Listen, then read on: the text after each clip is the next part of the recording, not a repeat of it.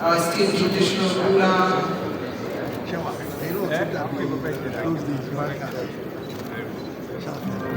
and also hello to the representative of the Speaker,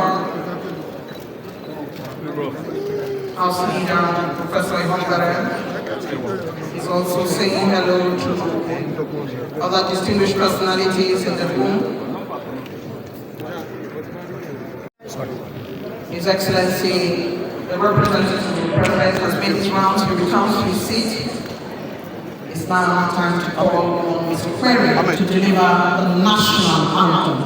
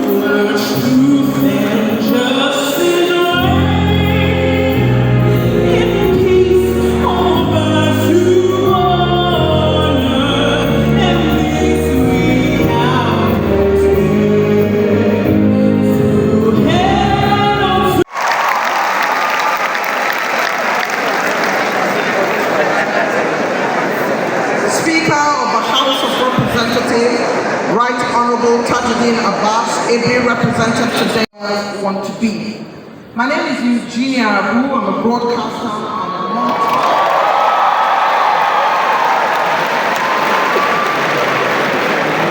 but I shall be co-hosting today with Akorede Habib Lawal, the NDA's National Publicity Secretary. Please give him a hand.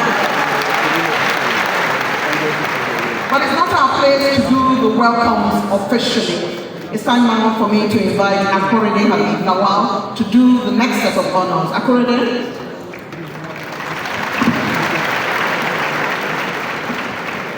Thank you, the legendary Eugenia Abu. Please, a round of applause for her. Welcome to the MBA conference, a conference like no other.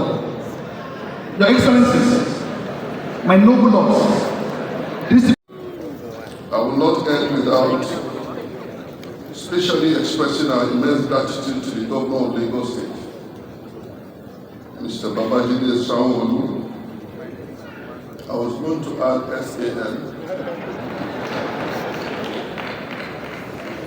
for once again graciously playing host to the Nigerian Bar Association. We thank Mr. Governor and we are very grateful for the leadership qualities you bring to bear in the affairs of Lagos State. I will be remiss if I do not specifically acknowledge three of our grandmothers, two of whom are here, Mrs. Hairat Balogun,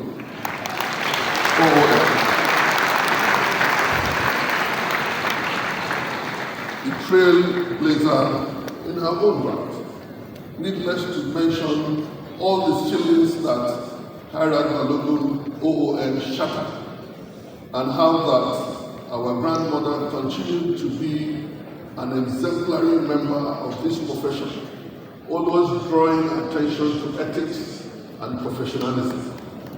I am very close to someone who served in the Ministry of Justice when Mama was Attorney General of Lagos State, and he knows how not to appear in the ministry without proper dressing.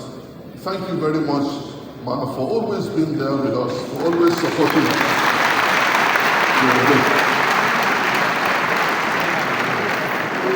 And to my far right is another grandmother, a wonderful mother, a wonderful grandmother, one one that has also been so exemplary, one that has kept his profession.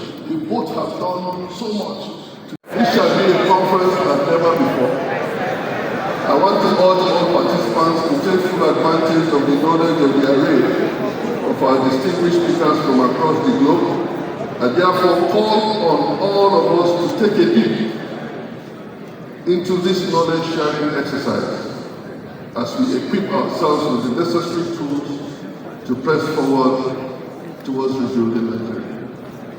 And lastly,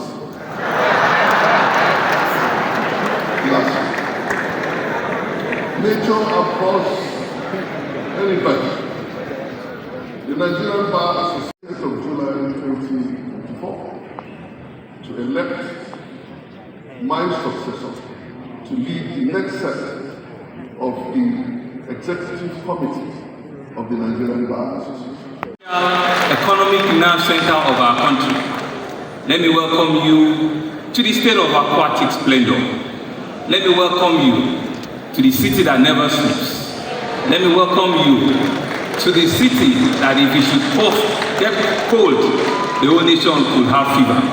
But let me welcome you to the city that truly, really becomes what Nigeria stands for, Lagos.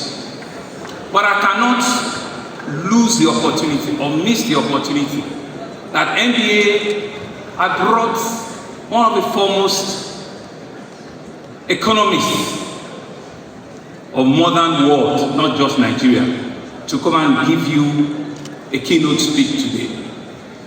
And for me, listening to Aunty Ngozi this evening challenged me as a public officer, as a politician, as a leader, and I have taken copious notes. She did actually mention to us all of our challenges as a nation. And as lawyers, you have seen when you bring an economist forward that numbers will throw out. Numbers are things that some of you might not be conversant with, but it is real that you take note of those numbers. She had indeed used Peru, a country less than 40 million, as an example of running. Of course, she also mentioned to us that we cannot leave technology out of all of it. But she's not worried about technology because she knows that Nigeria has some of the brightest minds. You pay the tax and pay the adequate tax that you mentioned. And as legal practitioners, how well are you also positioning and telling your clients to do the same?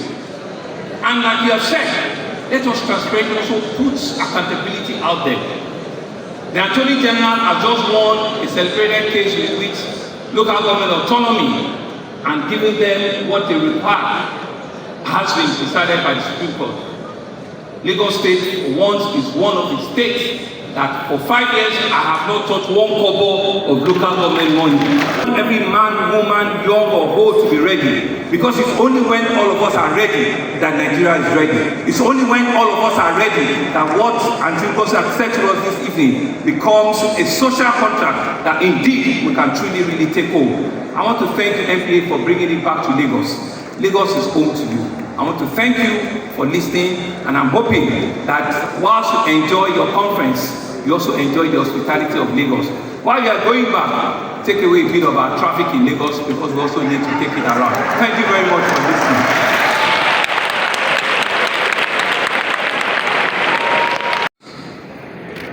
Are we ready? I stand here as the public officer this evening, Mr. Vice President, that I am ready. Lagos is ready. We are ready as a state to take on the contract. And I'm privileged that I stand here as the 15th governor. I know who our president is. He was our 12th governor of Lagos State. He started a journey about 25 years ago in which he led the trajectory of Lagos. And that is what we're building on up until today. And we have demonstrated that even in the legal profession that all of you are part of, we've had legal institutional framework that is next to none in this country. We've had more women in our judiciary consistently than any other part of the country.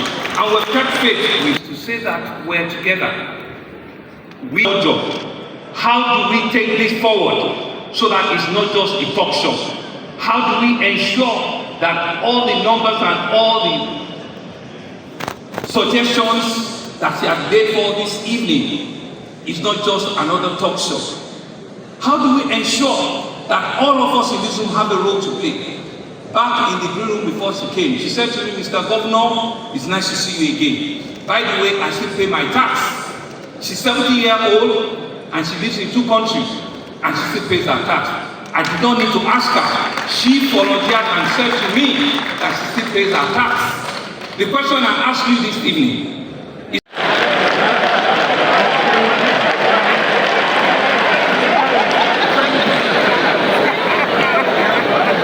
just before we won the elections and got sworn into office, no thanks to the I read all the works you have quoted by Menocho Shafi. Her book, The Social Contract, What We Owe Each Other, and the $1 trillion war because of the Iraqi war that she co-authored with Joseph Stiglitz. And the president has already set the ball rolling. In the first 3 months in office, the albatross around the Nigerian neck is the fuel subsidy. And we know the consequences of unveiling a mascot. He withdrew the fuel subsidy that was hemorrhaging the Nigerian economy in his first day in office. Beyond that, the collapse of the multiple exchange rate regime that provided an opaqueness and room for corruption was also one of the monumental decisions of the Tinubu administration. And most importantly, the Presidential Committee on Fiscal Policy and Tax Reform, headed by one of the best accountants in this country, Tayo Odedele, to harmonize all our taxes to bring them into single-digit taxation system is worthy of mention. But Dr. Ngodi Uwela, you have done well. You have done justice to what is elicited with the incoming National Executive of the Association under the leadership of Madi Apam Otigwe SAN. As I look forward to a deeper constructive engagement with you and your team, I urge you to keep the flag flying with innovative reforms and interventions to improve the workings of the association and the legal sector in general. Your Excellencies, distinguished ladies and gentlemen, permit me to also extol the outgoing president of the NBD, Yakubu Shonoko Moikiao, OOM, SAN, for his laudable, steadfast, and commendable stewardship of the association in the last 2 years. Mr. Moikiao, truly Canada, and we are mighty grateful.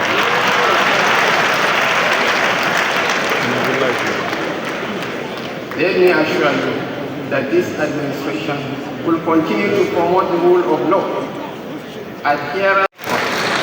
God bless you. God bless the Federal Republic of Nigeria. Bola Ahmed Tinubu, DCFR, President, Commander-in-Chief of the Armed Forces.